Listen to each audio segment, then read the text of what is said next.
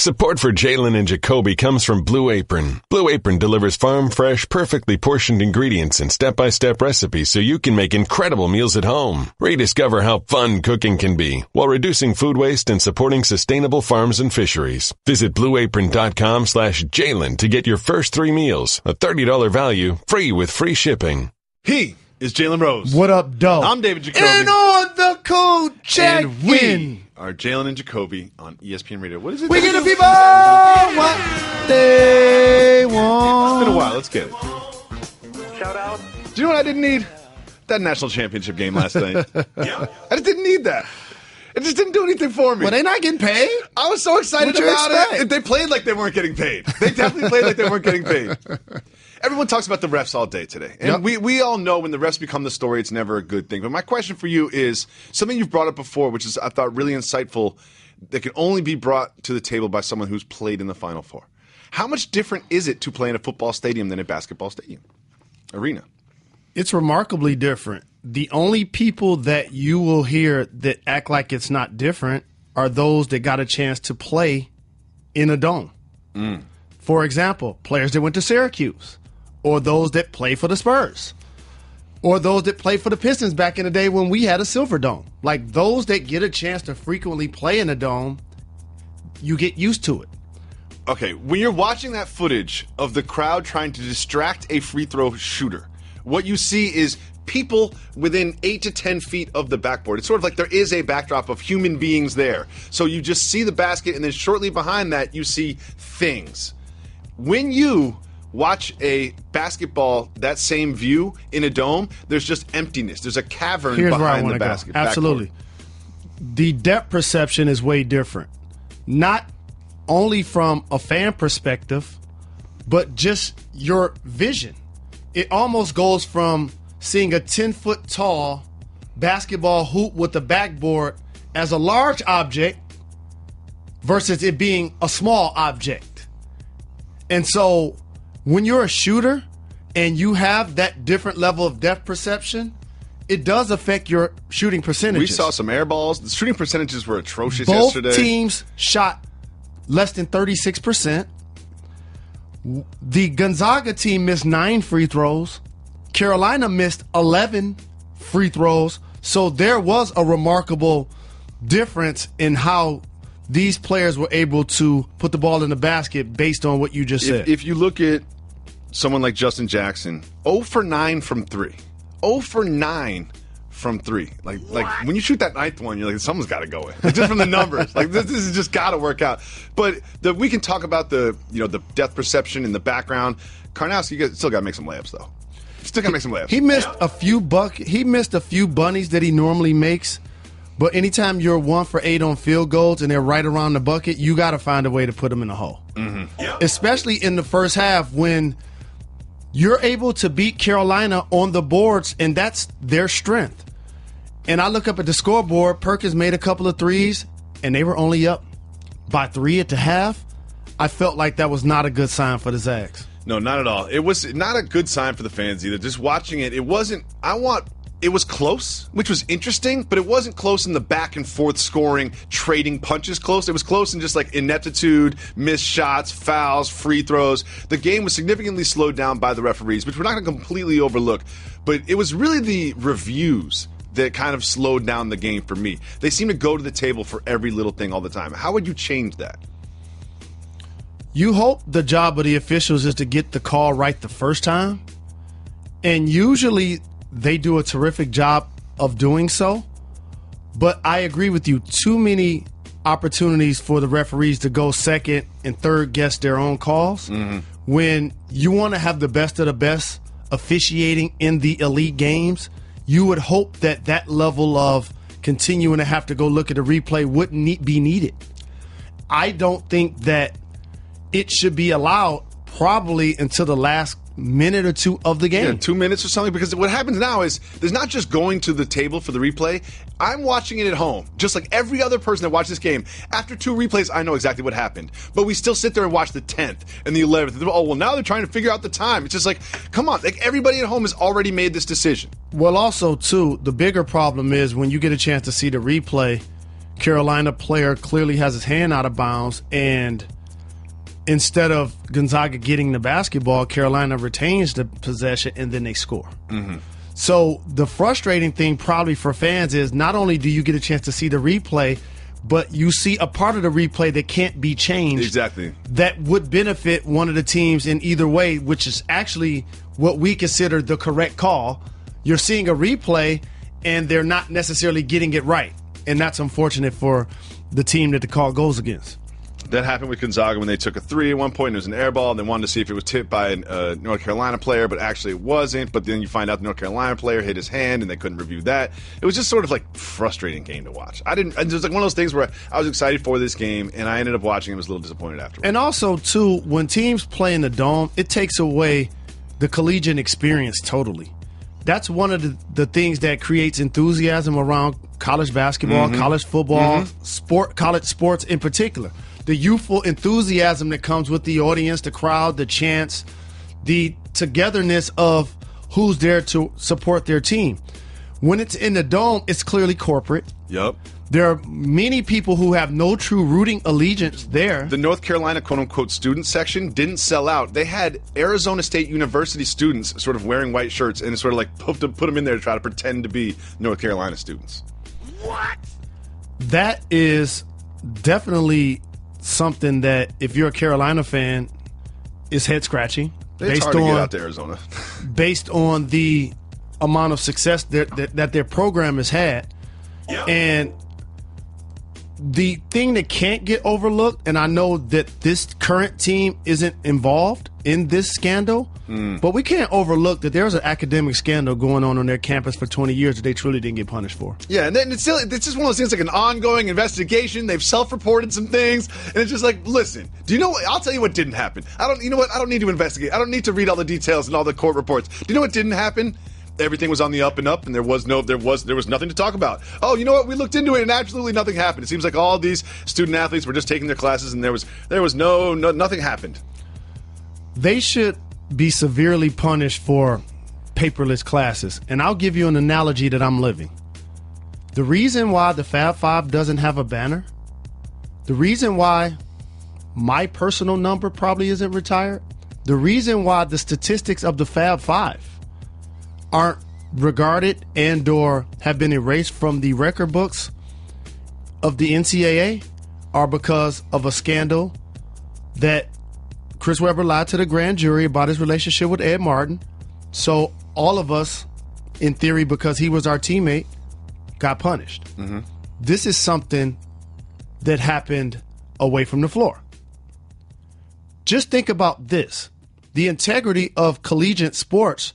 What do they call the people that put on uniforms? Oh, they call them student athletes. So you mean to tell me it's not worse to have an academic scandal at your university? And we're not talking about one person. I'm talking about 20 years. A system. A system that was continuously happening on their campus, and they still have not been punished for it. So that's the hypocrisy that I continue to see when I watch the NCAA. When I watch NCAA events happen, especially when they're being played in the Dome. So why? Maximize the dollar. You know what I want to see? I want to see him make some shots and some layups. How about that next Not in the Dome. Nope. Kevin Durant has apparently replaced you as Bill Simmons' favorite athlete to talk to on podcasts. He has now appeared twice on Bill Simmons' podcast, just in the last couple months.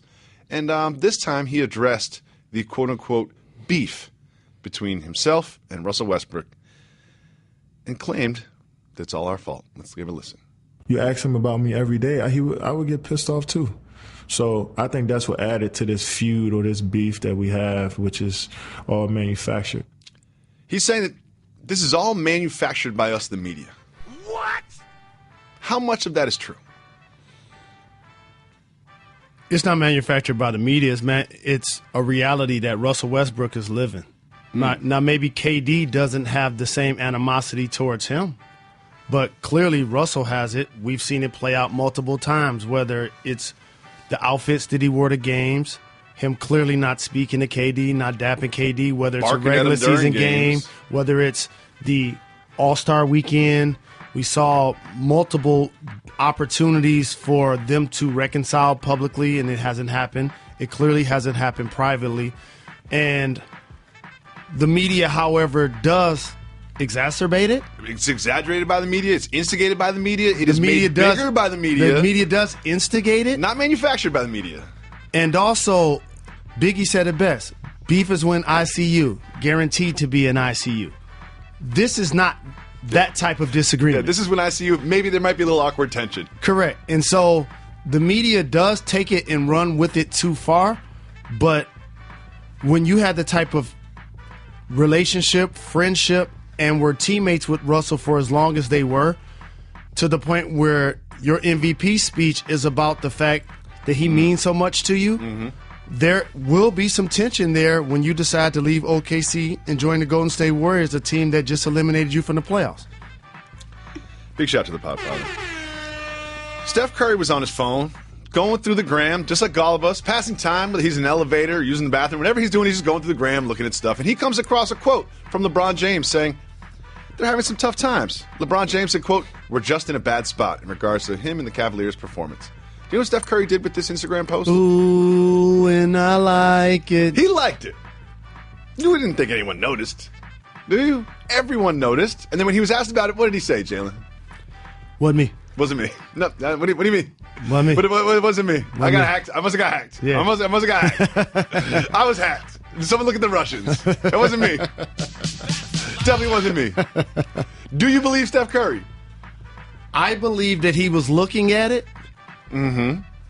I don't believe that he meant to like it, but it seemed like a good idea at the moment, and then you realize that, everybody's going to pay attention to this. Maybe I should unlike it real fast. Well, a big red and it's heart. too late. A big red heart comes up when you like something on Instagram. Like, it's hard not to notice. And on Twitter, I could see you making more of a snake. It's this little sort of action, like bing, it makes a little star, but the heart turns red. But on Instagram, it's pretty noticeable if you like something. I think he sniggered at it. You know, there's been a lot of like sort of petty tension between those two franchises. He sniggered at it and he liked it and moved on. But by the way, it's not a big deal. And this goes back to what I said about the media instigating. Like, is this really a big deal? You don't think this is a big deal, Jalen? You don't think this is a big deal that Steph Curry liked an Instagram post with a meaningless quote from LeBron James? You don't think that's a big deal? What? You don't either. I don't either. This is better, though. Okay. Orlando Magic. They signed Patricio Gennaro. Who? Patricio Garino. Got it. They signed him. His agent takes a picture of him and puts it on Instagram. Okay. And Twitter. Just so proud of his client. Do you know what he didn't check? What he didn't check? The whiteboard in the background. The whiteboard in the background was essentially the entire offseason plans and wish list for the Orlando Magic franchise. Just out there for the world to see. What? Are you surprised that the Orlando Magic free agency and offseason plans are so low-tech? They're just sitting there on the whiteboard. I'm surprised that a player that isn't notable getting signed in April has the access to this type of information beyond the fact that his agent took a picture and shared it with the public. And his agent's in the room. Do you know who agents know? Other agents. Yep. Here's the big winner from all this, though. Chandler Parsons. Chandler Parsons is like, wait. I'm on the list? Someone put me on a list of players they want on their team? I haven't been on one of those lists for like 2 years. He's getting paid by the Memphis Grizzlies. What's your takeaway from this mistake? It's not a big deal. Here's why. They named half of the league. Everyone's on there. Yeah. But the thing that jumped out at me... There's one notable one. No, here's the thing that truly jumps out at me as I glance through this. That Chandler Parsons is on there twice? That none of these players, except Paul Millsap, is an all-star level player that they're targeting. That's the thing that jumped out at me. If you're going to change your fortunes, you better get some players that played in the game in February. No, they had a big signing last year. They signed Serge Ibaka. How did that work out? Oh, that's right. They traded him. Oh, my bad. Well, I don't think that the front office will remain intact over the offseason. That's probably what they should be doing. They should probably take the whiteboard, erase all of that, and then just start my next job, and just start that one. That's probably what they should do in Orlando. Big shout, Scotty P. Carmelo says that He expects the exit interview between him and Phil Jackson to be tense and that, quote, the writing is on the wall. Let's imagine the wall's right here in front of us, Mr. Rose. What does the writing say? Nothing at all. It's just an empty wall? We're going no writing? to overemphasize Melo's comments to the nth degree. And let me tell you why there will not be any tension in his exit meeting with Phil Jackson. Because he's one of 3 players in the National Basketball Association with a no-trade clause. There's nothing to argue about. They can't trade him to the Nets. Nope. They don't have the flexibility to move him where they choose. They still have to work in concert in order for him to move. So therefore, isn't that the conversation? That's the conversation, but here's what can't get overlooked. They can't make a deal that they feel like is in the best interest of the franchise, even if they wanted to. They have to make a deal that's in the best interest of Carmelo Anthony because he has a no-trade clause. I do not expect Carmelo Anthony to be on the Knicks next year. Do you? Yes. What? Really? You expect him to play a game in a Knicks uniform next season? He has the right of first refusal on any trade. Unless a team, Clippers, Cavs, step up to the plate and find a way to get a deal done, I can't see him truly agreeing to go play anywhere else. You know what? That all sounds like a lot of work for Phil Jackson. Maybe he will play in the Knicks uniform next year. Phil Jackson doesn't want to work this season. He doesn't want to do any of that. Blue Moon is brewed with Valencia orange peel and a touch of coriander. It's a creative twist on a Belgian-style wheat ale for a taste that shines brighter. Taste responsibly. Blue Moon Brewing Company, Golden, Colorado. Jalen Rose, Tony Romo took a picture of himself wearing a CBS blazer, and he captioned it, "I guess it's time to start dressing up." Is this the last that we've seen Tony Romo in an NFL uniform? Absolutely, because he got an A+ gig with CBS. He could be working with Jim Nantz on the number one squad covering the Super Bowl. So that's how you retire, folks. Here's my problem with this. Where do I like to keep the expectations? Low. I don't want the number one spot fresh out of the league. Like, no. I'll take a couple years, learn the rhythm. I'll work my way up to it. Sure, we'll build ourselves the number one spot. But when you come out and you've never done something before, and all of a sudden the spotlight is on you, the expectations are a little too high. I'm really disappointed in all producers and media members who have spent the last 3 to 6 months talking about what was going to happen with Tony Romo. We didn't do a lot of that here. Not at all. No. For those that weren't paying attention to the Dallas Cowboys last year, he actually lost his job to someone else named Dak Prescott. So each time you've heard his name, it's been unnecessary. That's why we were not talking about him. That's why we're not saying, who's going to be a potential trade partner to trade for a backup quarterback who can't stay healthy. We didn't do that on this program. I'm so glad we owned that. And he would not have retired had they not offered him that level of opportunity. Let me put my producer hat on. I don't know if Tony Romo's ready for this gig. You know what I mean? It's like, wait a second. How many games has he called before in his entire life? And we're going to put him in the number one spot in the Super Bowl for a 3-letter network? What? I don't know about that. I mean, I'm sure he's got a great personality. I'm sure he's really cool to hang out with at dinner or whatever, to play golf with. But, it's not as easy as it looks. What's your number one piece of advice for Tony? If he was to call you up right now and said, Jalen, I'm going into media, what's one thing I should always keep in mind? Say something. Don't try to fool us by acting like you got the extra X's and O's. Like, own an opinion. Tell me what you think about other said quarterbacks that you would say off wax in the locker room. Now it's your job to say that in a microphone. It's great advice.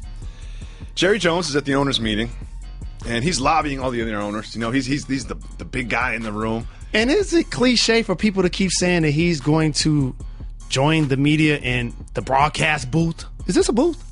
This is not a booth. Oh, okay. This is a closet. Yeah. The broadcast closet. Is that a term that we say that's hyperbolic? No. Or is it actual? No, it's actual. There's a broadcast booth. There's an actual booth that you sit in. Okay. Jerry Jones is lobbying the other owners to have the marijuana punishments be relaxed a little bit? Is he doing this because of the health of the players, or is he doing this because he knows Ezekiel Elliott's about to test positive? You know he knows Ezekiel's about to test positive. This is for personal gain. Exactly. It is something that, for whatever reason, he's been owning the team for 30 years and have never stood on the table about this.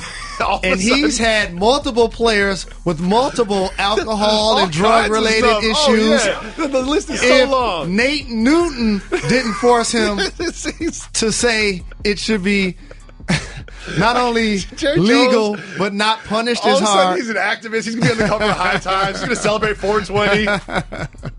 I'm telling you, we can use hemp rope, and the hemp is a very great plant. You can make paper with it and clothing.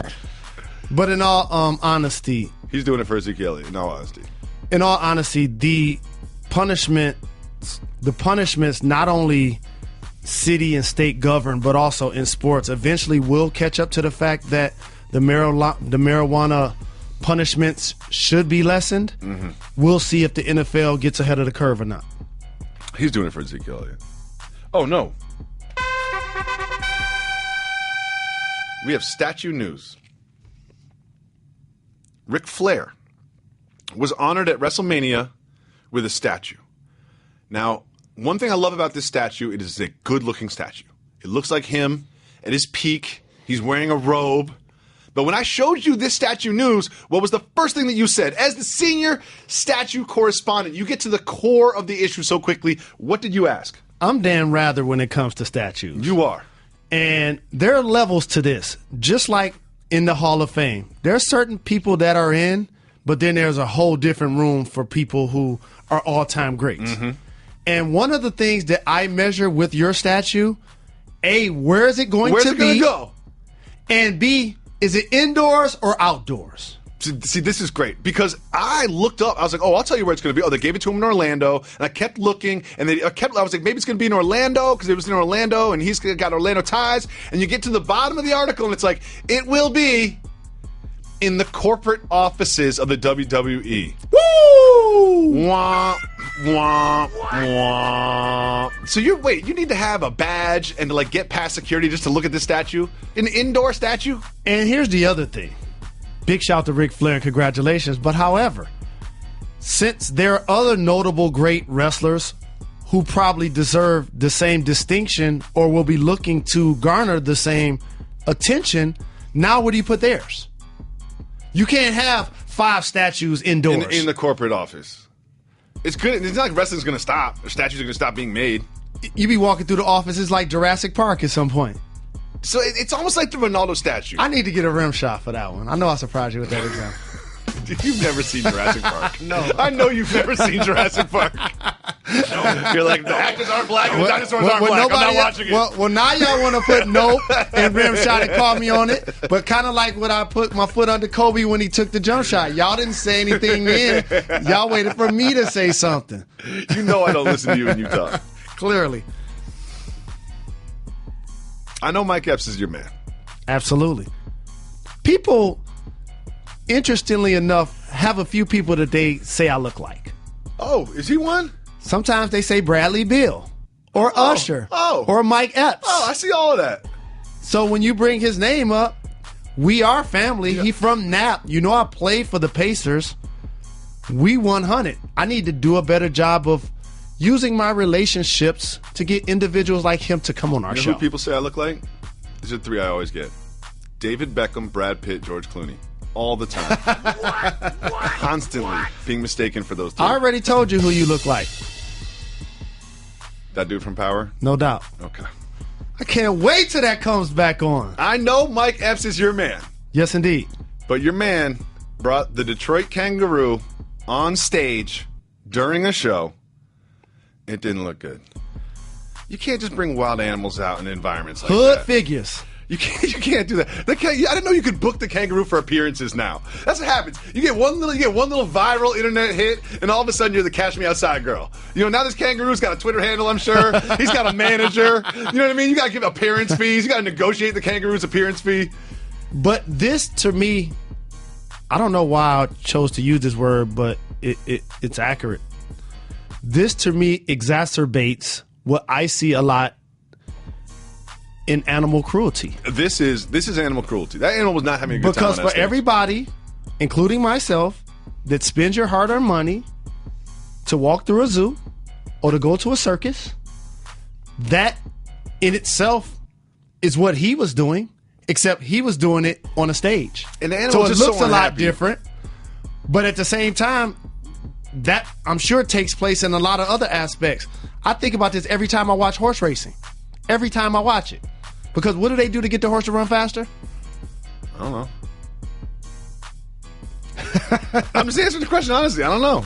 What do they do to get the horse to run faster? Must learn. What do they do? What are they doing with their feet? What are they doing with their hands? Oh, they whip the horse on the butt to run faster. And also poking the horse in its sides. So the horse will run faster. So there's a level of animal cruelty that happens in and around us all of the time. It just looks a lot different when we're seeing a comedian do it on the stage. In Grand Rapids, Michigan, not too far from Detroit, G-Rap. there's another video of a chimpanzee being adored by the crowd. The chimpanzee was kind of moving around a little bit, and it did what these animals tend to do in zoos. It threw its poop at the crowd, hit Grandma in the face, stuck to Grandma's nose. My question for you, is this what we deserve? Yes. Is this what we deserve? It goes exactly. I just got finished speaking to this. It's the exact same thing. Let me give you a different example, and hopefully this will help a lot of our listeners when they see a public figure. The worst thing you can do to a public figure is to snap a picture of them without asking. That's treating me like a zoo animal. Jalen. And that's exactly how the chimpanzee felt. Like, wait a minute, all these people looking at me. You know what I mean? I'm trying to chill. I'm trying to have some privacy. I just used the bathroom. I don't have any tissue. Y'all just You know what I watching mean? me. I don't have a door to close. Exactly. This is embarrassing. Get out of my face. Let me just tell you one thing real quick. Jalen, I feel really bad for the chimpanzee. I don't feel bad for you. You know I have a sort of a disdain for the Knicks franchise and the things that they've been doing lately. No, you don't. You're just a Die Easy fan. I'm a Daisy fan, very Daisy fan, but I've just been disgusted by them for a few years. But even I, with this hate inside my heart, was very disappointed to hear that Derrick Rose has again torn his meniscus in his knee. He was about to become a free agent. He was talking about staying with the Knicks. He was talking about going somewhere else. When you get this news, what is your first reaction when you hear about this? It's just unfortunate when you play sports and or you're an athlete and you like to train even, that some people's bodies just failed them. Mm-hmm. And that seems to be the case for him. A guy that's the youngest MVP that the league has seen, has continued to deal with issues with his health. If you're old enough to know about the game Operation, where there's basically an individual who different parts of his body would light up. I'm very, very familiar with this game. Terrifying an as a injury child. This game is took scary. place. You basically got electrocuted when you messed up. How is this legal? I unfortunately think about that game when Derrick Rose comes to mind, because he has had so many different injuries, in particular to his lower extremities. So it's not like, man, he tore his meniscus in what knee? It's like, man, he's had it happen to both knees. He's had a torn Achilles. Like, he's had dramatic injuries that I applaud him for being able to respond to. Because when you look down at the numbers, he actually had a good season for the Knicks. He and Courtney Lee were actually bright spots to go along with their team this year. So it's unfortunate. Don't be surprised if he remains a member of that team or ends up in Minnesota.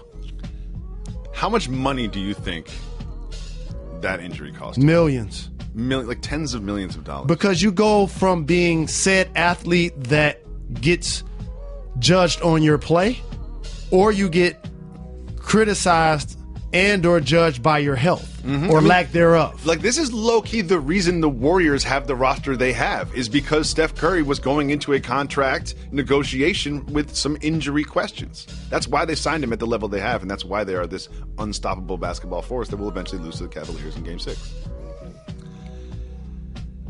I want to talk to you about this. We didn't have a show.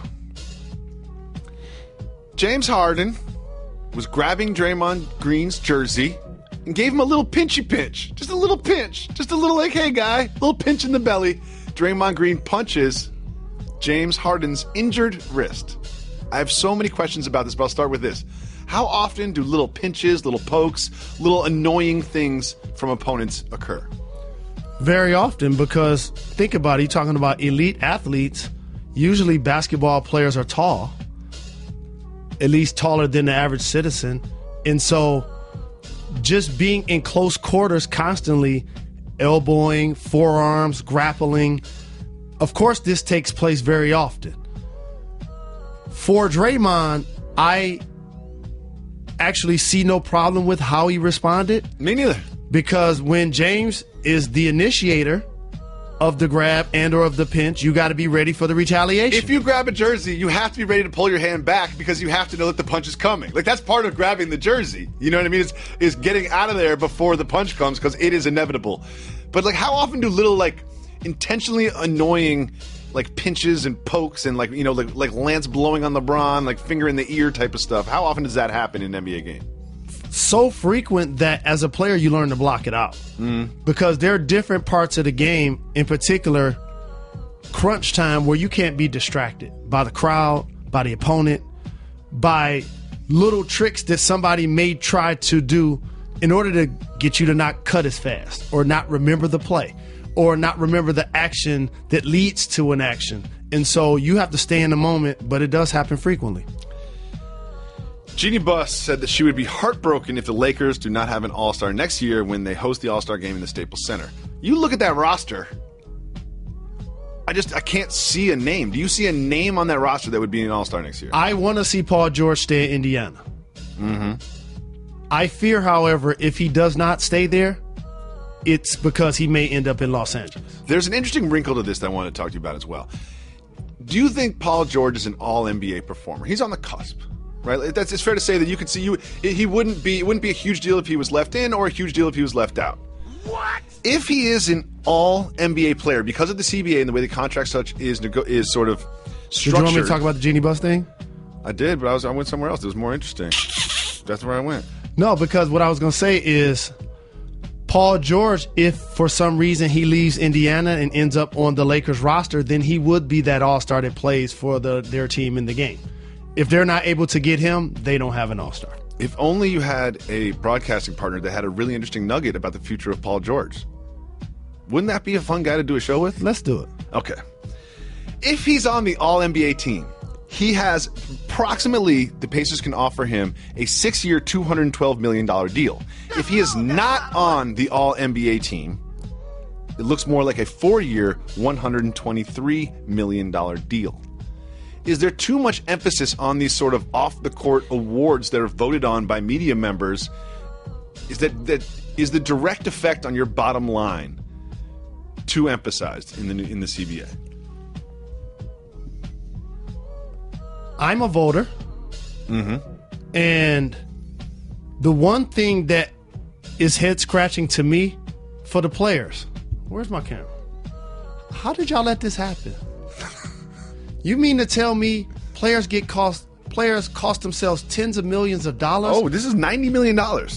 You mean players could cost themselves tens of millions of dollars based on media member votes? Doesn't seem right. I mean, this has to be addressed in the next collective bargaining agreement. If I'm Paul George, I'm writing the longest, well-worded email to every single media member I know. Hold on. I'm buying them cookies. I got another thing for the players. I know their birthdays. I'm sending them roses to their wives. I am campaigning so hard to be an All-NBA if it's going to get me $90 million. Dear players, do you know that media members have biases? That's not true. Objective journalists, all of us. Objective journalists.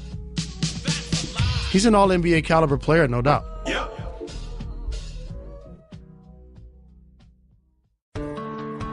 Blue Moon is brewed with Valencia orange peel and a touch of coriander.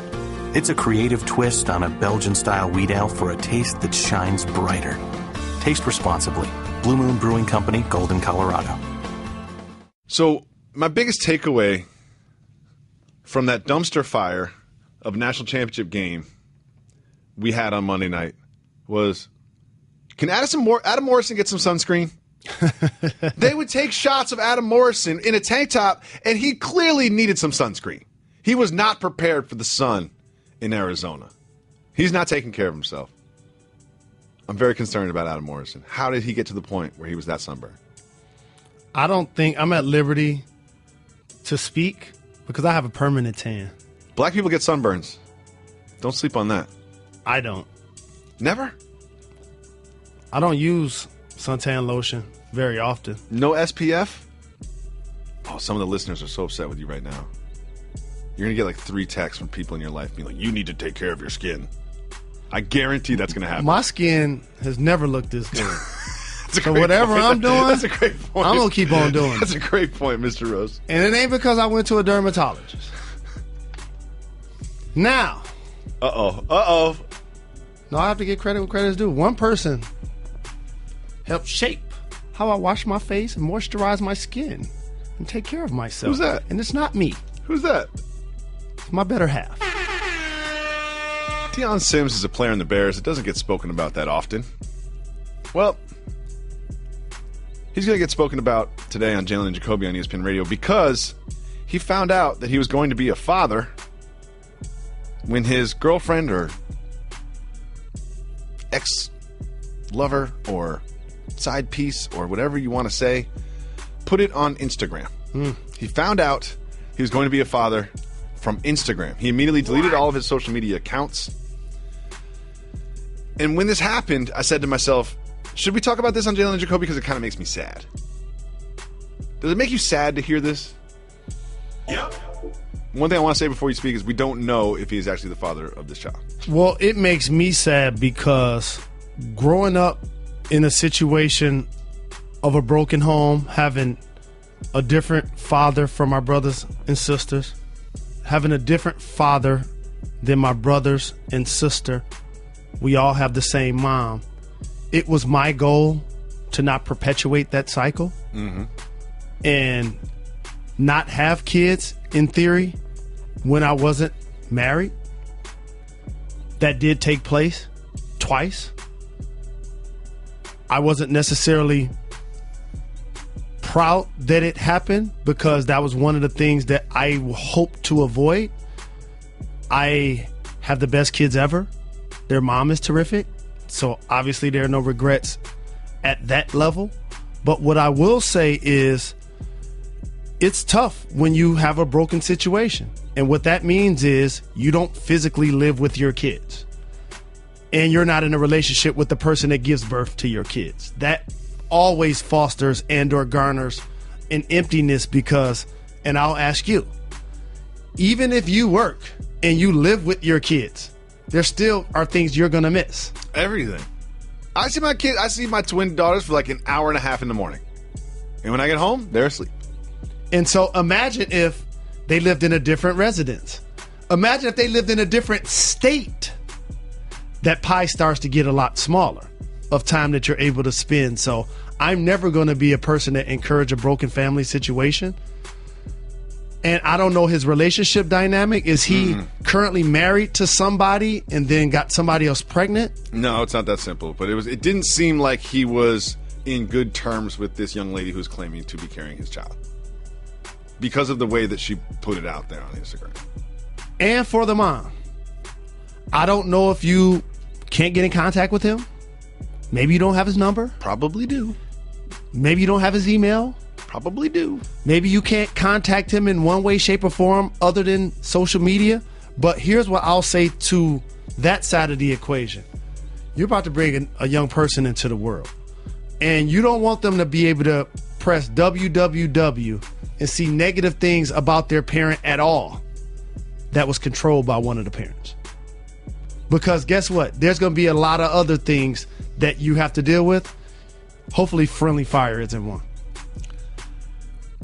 Floyd Mayweather was at his daughter's cheerleading competition. His daughter's team came in second place. Floyd Mayweather was not having it. He went after the administration. He had strong words for everyone there. He was very upset that his daughter did not win. Their team did not win the cheerleading and dance competition. Furiously complaining about your daughter's team coming in second in a cheerleading and dance competition. Soft move or boss move? Boss move. Really? Yeah, it's called being a parent. Really? For everybody out there that does not get a chance to attend many sporting events, remember, I'm the founder of a charter high school. I go to a lot of games that aren't professional, whether it's volleyball, because that's the sport my daughters play. And so I get a chance to see what can be considered rational and or irrational parents. But here's what I will say that's very important. It's encouraging when your parents support you. And so I, in no way, shape, or form, whether it's LeVar Ball or whether it's Floyd Mayweather, am going to chastise a parent that may be going too far. Thank you. With their support of their kid. Here's why. I never met my father. I think it's relatively. But I'm the person that's speaking. That's fair. And so based on that relationship that I wish that I could have garnered, I can't be the person to say that somebody took it too far. I can say he took it too far. This is not a title fight where you're trying to hold on to your undefeated status for the Boxing Hall of Fame. This is a cheerleading and dance competition, a team competition, cheerleading and dance. The stakes could not be lower on this, Jalen. No. Hey, the stakes could not be lower. The stakes could not be lower. I cannot. And he causes a scene. I cannot. The video, there's this big crowd of people around him. No. And the kids are warming up in the background. They're trying to start their next dance routine or whatever. He's shutting the whole thing down. He had to be escorted to some private areas so they could discuss it, not around the children. At some point, he was like, I funded the whole thing. That's going too far. That's going too far. I can't wait till your kids get older. Me neither, because they're so loud right now. You don't understand passion and love and sacrifice until your kids start to compete. When you watch Doug Collins in the stands and his son Chris is coaching Northwestern, he's sweating more than the players because he wants to see his son have perfection and excellence at all times. And so whether it's a cheerleading competition, a soccer game, parents who aren't named Floyd Mayweather do this all the time. You know that, right? Yeah, I'm familiar. It happens. How many times have you heard parents screaming things from the stands? Put in my son. He should be taking the most shots. Don't every parent thinks their kid is the MVP? Of course. Don't let your kid get subbed out of the game. When your kid gets subbed out, that's always a bad call. Always a bad idea. The way I can equate it to when I first came to Los Angeles, it was 1994. I'm like, everybody has a business card. I'm like, wow. And I look down at the card. Everybody's the CEO of their company, too. The president, founder, CEO. Right, they're president, founder of their own company. Every single person in Los Angeles. Every person with a business card. Yep. And so that's how I equate what we're describing, how Floyd behaved at the cheerleading competition. And lastly, I'm going to be the person to ask this question that nobody else is going to ask. Was he right? Yeah, I didn't see the whole competition. Okay. But I would be curious. We should have a review. You know what? Because that'll really determine whether it was a soft move or a boss move. Like, we should get the game tape from that competition. It was a competition. Do an independent audit and decide who the actual winner is. And if there was injustice at play, I take it back. But someone tells me that he was just whining because his daughter lost. All I know this. At some point, that wasn't the only tournament she's competed in. We've never seen him behave in any way, shape, or form, good, bad, or ugly, until this one. Maybe he was actually right. What if the officiating was improper? What if they did award the team second place that deserved first place? Then should he have said something? No. I'm going to keep saying no, and you're going to keep giving me that face. No. Shouldn't have made a scene, Floyd. He didn't make a scene. He made a scene. There was a crowd of people around him. It was like a tornado, and he was the eye of the storm. Can I tell you guys something? His people are standing around. Let me tell everybody. The officials from the cheerleading competition are standing around. Let me tell everybody something. It wasn't a lot of people standing around. 90% of those people were with Floyd. I know. That's a scene. It was two other people that they were talking to. And by the way, I'm not going to blindly defend parents who act undisciplined and make their kids and themselves look bad. But what I'm just saying is a professional fighter, if he want to cause a disruption, he could really cause one. That's fair. Jalen Rose, we all study the news, study pop culture, and of course stay up to date on sports. But we don't discuss everything on this show because some things just aren't worthy of discussion. And this is the segment in which we determine the difference. If you want to talk about it, you say, hit the brakes. If you don't, just say, keep it moving. And we be moving, you know, we keep it moving. Rex Ryan is joining Keep it moving. ESPN. We're not going to force. As an analyst. Here's what we're not going to do in this program. Force football topics. Okay. Running a marathon is as traumatic for your kidneys as heart surgery. Hit the brakes. My brother just ran a marathon recently. I've seen him compete. So let me take this one. Okay, please. I just ran a marathon, and the headline is running a marathon is as traumatic for your kidneys as heart surgery. Isn't heart surgery? I'm no doctor, but isn't heart surgery traumatic for your heart? Aren't kidneys like the next door neighbors? Aren't they just heart adjacent? Aren't there just another organ around there? I think this is misleading headline, so I'm going to keep it moving. We be moving, you know, we keep it moving. The NCAA ruled that North Carolina can host title games after the HB2 repeal. Keep it moving until some changes take place. Patrick Ewing is the new head coach at Georgetown University. Hit the brakes real quick. I'm disappointed he didn't get an opportunity to coach in the pros. Hopefully that happens in the future. I am happy to see him return to his alma mater, as well as seeing Chris Mullen, who now coaches St. John's. It seems only right, now that the Big East is defunct, that these two all-time great players now lead the programs that they once played for. I never thought about that wrinkle. The Chris Mullen St. John's versus the Patrick Ewing Georgetown University team. That will be fun to watch. Next, a TV viewer snitched on golfer Lexi Thompson and cost her a major. What? Hit the brakes. Oh, you're interested in that one. So this is what happened. There's some sort of 1-inch rule. I'm not going to sit here and act like I know all the intricate rules of golf, but someone's watching the major on television, saw her violate this stupid little rule, then took the time to communicate with the governing body of this tournament, and they eventually decided that the viewer was right, and they repealed Lexi Thompson's score. Man, golf must be born when you're able to take information from a fan that's watching on TV, allow them to have access to the people that can actually punish the golfer. Man, they don't get that clearly. The line of popularity must not be long. Here's the thing. There were a couple people that were watching a sports contest last night that also had some questions for the officials as well. Correct. I'm sure they got some tweets about that, maybe, perhaps. LeBron James has been stumping for Cavs general manager David Griffin to get an extension. Hit the brakes. Oh, a lot of breaks today.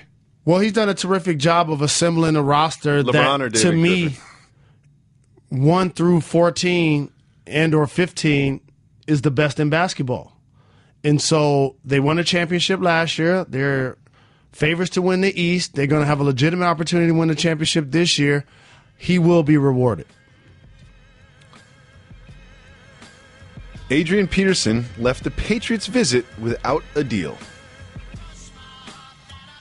When does football start again? Like September. Okay, keep it moving. We be moving, you know, we keep it moving. A teen was attacked by a shark off the Florida coast, and Keep she it moving. punched it. What? We be moving, you know, we keep it moving. You know I like to talk about sharks, too. All right, we'll talk about it then. Nah, let's keep it moving. We be moving, you know, we keep it moving. Deshaun Watson is meeting with the Kansas City Chiefs. We will not force football topics. I know ESPN has the draft, but there's not a meaningful football game happening until September. How about let's talk in baseball? Let's talk basketball. Let's talk pop culture. Let's talk about something that's happening right now, please. Okay. Scientists right now are developing a contact lens that tells you when you are sick. Keep it moving. You know what I don't need? Let's someone further else the to tell technology, me. Someone yeah. else to tell me when I'm sick. Like, do you know what tells me when I'm sick? The symptoms of the sickness. That's pretty much how it works. Yeah. Rob Gronkowski stole Tom Brady's Keep Super it Bowl moving. jersey Keep it at moving. opening day at Fenway Park, Is this which is another baseball Is related. this another forced football topic? Dirk Nowitzki took the clipboard from Rick Carlisle to draw up a play for himself. I love it. Keep it moving, though. We be moving. Future you know, Hall we of keep it Famer. moving. They have the utmost respect for one another. Giannis Antetokounmpo, Greek freak. Damian Lillard are named Players of the Month Dame Dollar. in March. Hit the brakes. Okay. So for everybody who wants their NBA players to compete when they're healthy and not rest, as a player, what's my reward besides my paycheck? It's to please the fans and or to play the game that I got down on my knees and beg for the opportunity to be afforded one day, which is now happening. During the year, there are different things that take place that I'm glad happen that are the difference between who's the best player of the regular season versus who's the best player of the playoffs. There's a reason in the NBA they have player of the week, player of the month. What is the reason? Because you reward Damian Lillard and Giannis Antetokounmpo during a month where they actually, shall I say, performed better than maybe a LeBron James and or a Kawhi Leonard. This happens in sports. It's called the king of the court theory. Just because you're the best player, that don't mean you win every game. It doesn't work that way. So during the regular season, yes, I do feel LeBron James and Kawhi Leonard are the best players. But however, I think the top two MVP candidates are Russell Westbrook and James Harden. So you reward the best players through the regular season. And then there's a postseason reward. It's called Finals MVP. I have a question. Do you get a trophy for Statue of the Month? I mean, for Player of the Month? You get a plaque? You've been Player of the Month a few times, right? I have never been Player of the Month. What? Never. Are you sure? I've been Player of the Week, however. What kind of recognition do you get? Do you get anything physical? I want something physical, even if it's just like a little card, a little plaque. I'll tell you something physical. When I woke up that morning, I was the best player in the world. What's the physical part? The playing part. Okay. And this was at a time where I think Player of the Week was not given to each conference. It was for the whole league. Oh, that's good. You know what? I wouldn't mind that. If Player of the Week and Player of the Month are just one individual. You know, the whole conference thing, as we get closer to the playoffs, we'll tell you what the seedings would be if it was 1 through 16. And when we read those matchups, you will find that they will all be better matchups than the ones you're about to watch in the first round of the NBA Just playoffs. like the Washington football team will drop their moniker. Yep. The NBA will eventually have 1 through 16 seedings It's going to happen. in the playoffs for their basketball teams. And when it happens, remember where you heard it first. Christy Yamaguchi brings a break-a-leg sign to Nancy Kerrigan's performance at Dancing with the Stars. That's foul. Keep it moving. We be moving. You know, we keep it moving. I think... Wait, hold on. I'm hitting the brakes on that one. What is my You could be mean if you're foundation on this? You can be mean if you're funny. That is funny and mean. I think that is not foul. I think that she gets a pass on this one. It is obviously funny. I think Nancy Kerrigan knew about it ahead of time. It was really just done for television, and it's all in the up and up. Dance for the Stars ain't hurting for ratings. Would you ever do Dancing with the Stars? It always happens during basketball season, which is why you never see NBA players compete. I'm not gonna be able to do it. Are you surprised Odell Beckham's never been on Dancing with the Stars? He will be. He's negotiating. That's probably what it is. Yep. Is Odell Beckham a better dancer or a receiver? Receiver. It's close. It's close. Yep. 98580 Jalen. You call that number, you leave us a message, we play it on the show. That's simple. Ladies, tomorrow is Woman Crush Wednesday. Make sure you call 98580 Jalen. Ladies, call 98580 Jalen. All female callers tomorrow. Let's listen to today's first voicemail. Hey guys, it's Brad from San Luis Obispo, California. I was at a family gathering the other day, and I walked into the room where everyone was at, and they hit me with a general hello, and I hit them back with a what up, though, because I listen to your show so much, and everyone laughed at me, and I'm just wondering why. Is it because I'm of a lighter complexion? I mean, what's the etiquette of using what up, though? Do I have to be from Detroit? I need some help over here before I use it again. So, thanks, guys. Keep giving I people guess what they want. I probably should be the person to speak on this. Yeah, probably. Thank you for the call. We appreciate the support. What What up, doe is universal. We're not Anyone going can to put use it in a box. You don't have to be from Detroit. You don't have to be black. Anyone can use what up, though. Not what you do, it's how you do it, though. Correct. Know your audience. And also, when you have different terms that you use around the same crowd that you move in every day, that's actually a positive thing. Mm-hmm. And so I encourage you to continue to use the term. Of course. Scream it loud and proud. What up, doe? Every chance you get. I have one piece of advice. Disown your family. You need a new family, Brad. They're not hip enough for you. Let's listen to the next voicemail. Hey, Jalen and Jacoby. It's Michael from Madison. And I have a question about social anxiety. So I have serious problems with social anxiety, and I get nervous pretty easily in social situations. Do you guys have any advice so I can kind of get out of my shell more? Thanks, and keep giving the people what they want. Michael, glad you called. Thank you so much for the call. I do not deal with crippling social anxiety the way other people do, but I've certainly had an anxiety attack. And one of my friends told me this. In the middle of an anxiety attack, remind yourself that it is going to pass. That is what I've been doing. Have you ever had an anxiety attack, Jalen? I've never had an anxiety attack, but just like everyone out there, I deal with the pressures of family, personal, professional, and how you deal with those scenarios ultimately dictates how you feel about things that happen in your life. And what I would encourage you to do is continue to take moments of peace and clarity where there's no telephone, social media, television, and if it's 5 minutes, if it's 10 minutes, if it's 30 minutes, just give yourself a chance to decompress. And this is also what I would encourage. This is the hardest thing ever. What's that? Stop caring about what others think. We don't realize that we're doing our post on Instagram not for us. You're doing it for everybody else. Yeah. And so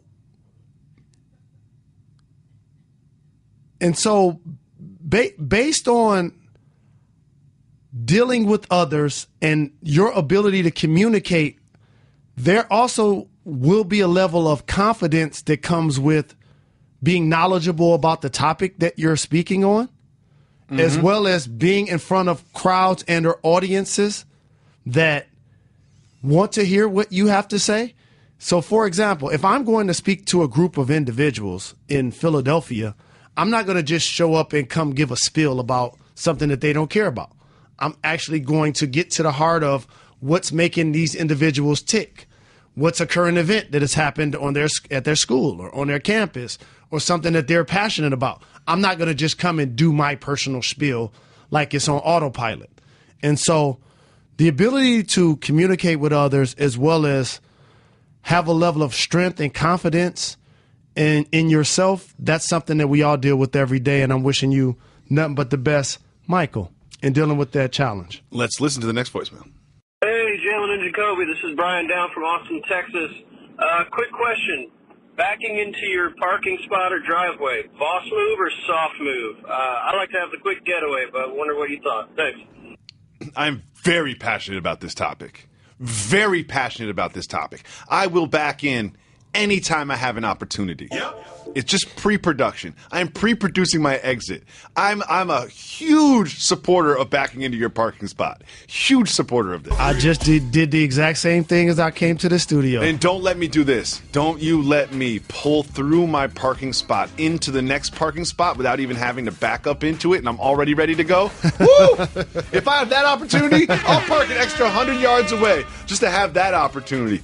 Oh, man, and don't let the minivan have the backup camera with those two guiding lines. Woo! Oh, simple pleasures in life. Brian, you keep backing in like a boss. Boss move. Let's listen to the next voicemail. Yo, Jalen Jacoby, Ian here from Springfield, Mass. Do you know each other's birthdays? Peace. Oh, okay. One thing I want to tell Ian. First of all, huge shout to the 413. That's where I'm from. Very close to Springfield. Secondly, this is a personal blind spot of mine. I am very bad at birthdays. Very bad. It takes me a little second to think of my own children's birthdays, and that's insane to even say. It's just people have these intellectual blind spots. I'm also really bad at geography. I don't know where different countries are and such. So I am bad at birthdays. However, I know that your birthday is very close to the Super Bowl. So I'm going to go early February. I'm going to go 4th. February 4th. I, like you, am bad with birthdays and geography. Okay. Your guess is going to be closer than my guess with yours is because mine just passed. Yep. That's the only reason why. Yep. So I'm not going to guess yours. Don't even bother. And for whatever it's worth, mine is January 30th. There you are. And another thing is, I'm not on Facebook. Everyone doesn't really know each other's birthdays. They're just on Facebook and they get an alert. Anytime that someone wishes you a happy birthday you haven't spoken to in a long time, that's just because you're on Facebook. That's not because that person loves you. When is your birthday? April 12th. Next week. Let's listen to the next voicemail. You a Taurus? No. Yo, Jalen Jacoby is Travis from the Carolinas, man. Oh, my goodness, I can't believe this game. Y'all got to tell me what happened, man. Y'all know a game on time about Mississippi and UConn, man. What in the world happened, bro? I can't believe it, man. This is like some David and Goliath kind of stuff, man. Please, Jalen Jacoby, tell me your immediate feelings of this game, man. The world wants to know. Keep getting them checks, fellas. I'll holler. Big shout, Travis, representing the Carolinas. Stand up, because you have a champion in women's basketball. You have a champion in men's collegiate basketball, both representing the Carolinas, North and South. Mm-hmm. South Carolina went to the Final Four, too, in men's. And what happened to UConn in their loss is indicative of why we love sports in a lot of ways. He mentioned David versus Goliath. How about this? They never knew, Mississippi State that is, that they would play Connecticut ever again. Nope. They just lost to them the previous year by 60, not by 20. Not 16. 30, 60. 40, or 50, or 60, or 50, but 60. So this is a life lesson.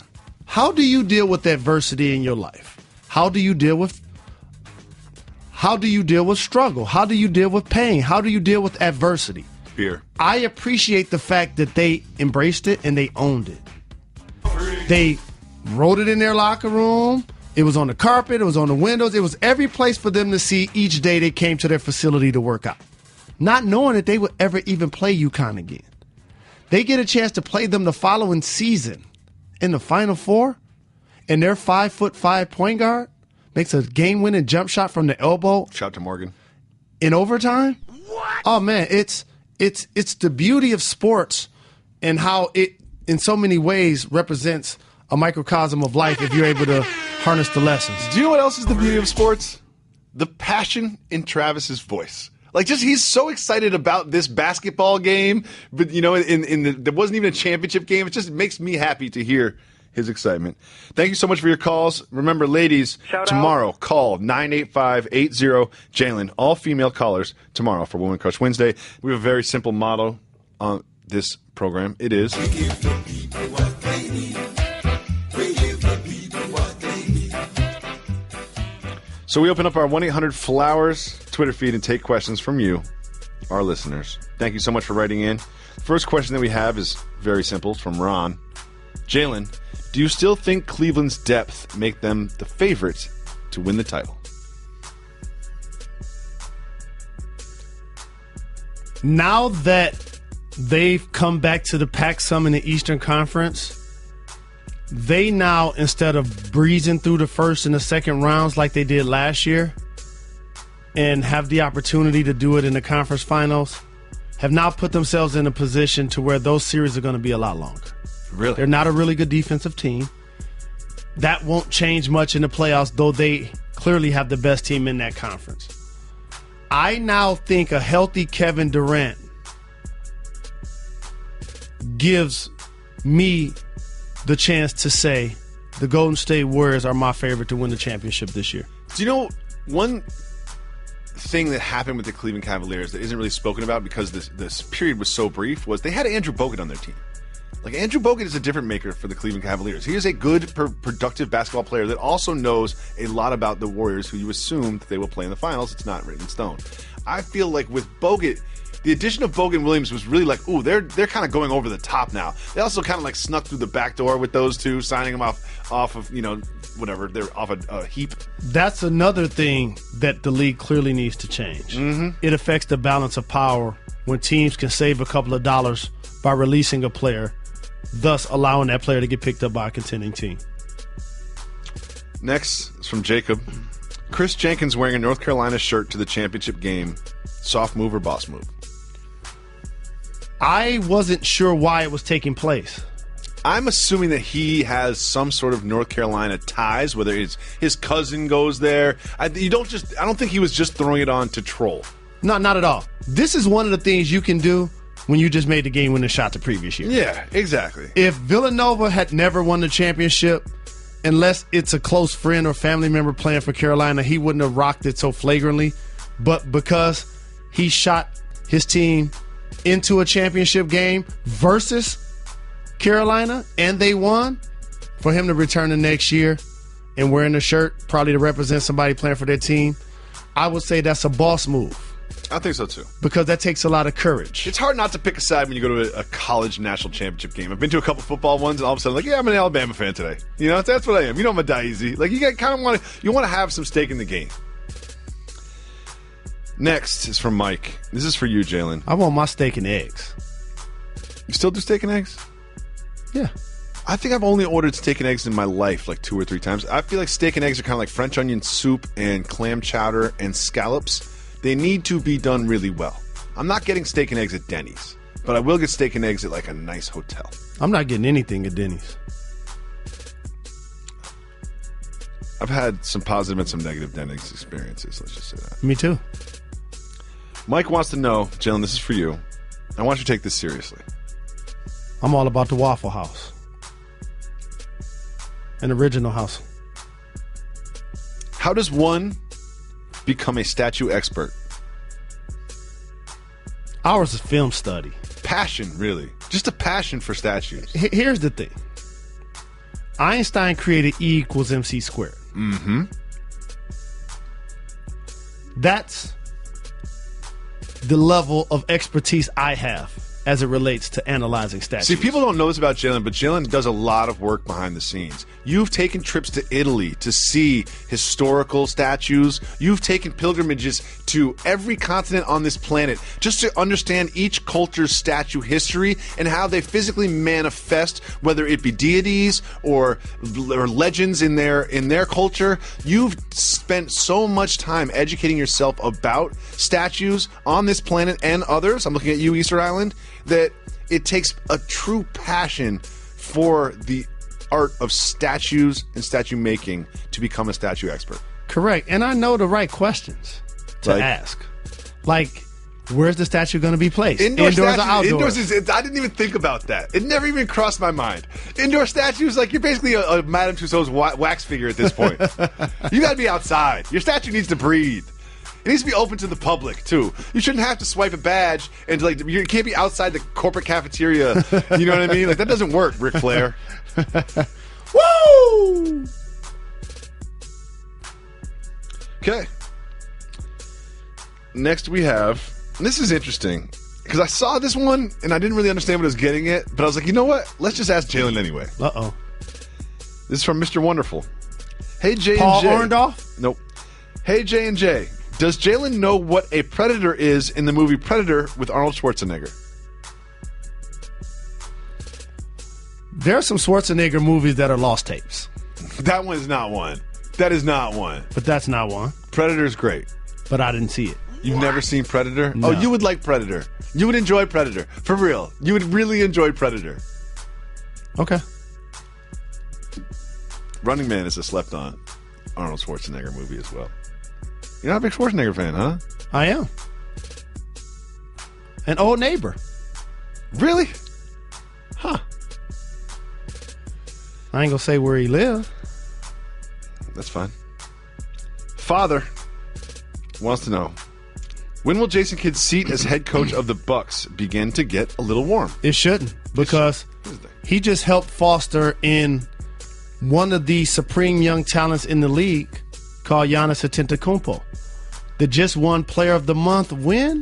This month. Oh, this month. You don't look at the Bucks roster and say they should contend for a title. It's not championship or bust. Their roster is not championship or bust. Their roster is like, hey, a couple good moves, couple good draft picks, 2 or 3 years. We got Giannis at his peak, and with these other supporting people, this could work. It's not the Knicks roster where they've just thrown multi-million-dollar contracts around and they've been frivolous with their spending. Like a team in Milwaukee has done a really good job of trying to build through the draft and notable acquisitions.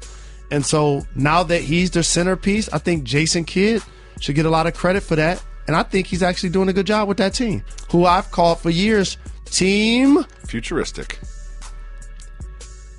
which is sort of an oxymoron. Brent Scales wants to know. Me using a word wrong? No. No. Brent Scales wants to know, with the Cavs showing some weakness down the stretch, should LeBron increase his daily intake of The Godfather? The answer is yes. He needs to get that downloaded to his phone. You know what I mean? He needs it on all screens, at all practice. He needs a lot of Godfather right now. If Tristan's still dating a Kardashian, he's clearly not watching The Godfather every day. Now, you know that we don't cover sort of like internet rumors that might not be true. Oh, wait, we totally do that. Anyway, there was something that was even below the journalistic standards that we hold here at Jalen Jacoby that wasn't really up for discussion, but since you brought it up, let's talk about it. Some websites that aren't telling the truth are saying that LeBron James is very upset about Tristan Thompson's relationship with Khloe Kardashian. Do you believe any of that at all? Here's what I believe. That initially, everyone in the inner circle probably thought it was more of a novelty. Mm-hmm. Like they met, it's cool, they're having fun, let them cook. Now that it seems that he's serious about her, and or vice versa, true friends and true teammates now mind their business. And she's a good hang. I watched that show. Back. She's a good hang. Like, you bring her around, and she's at dinner, and she's cracking funny jokes, like helping with the dishes and stuff. Like, it's like, you know what? Like, this ain't so bad. Here's 3 words that are said that your teammates, your family members, and friends have to back off once they know that these words are being exchanged. I'm so excited to hear them. Amongst couples. I love you. Once he's saying that, yeah, your opinion doesn't matter anymore. Your opinion does not matter. Your opinion doesn't matter anymore. You got to allow a relationship to play itself out, because one thing I learned, you don't know what's happening in somebody else's relationship. That's why it's called pillow talk. There's only 2 people that really know what's happening in a relationship. No matter what they say, whether how positive or how negative, there are only 2 people that really know what's happening in a relationship, and everyone else just has their opinions. That's all the time we have for today. Thank you so much for listening on ESPN Radio, for watching on ESPN2 and ESPN News, and subscribing to the Jalen and Jacoby podcast. Thank you. You're far too kind. Shout out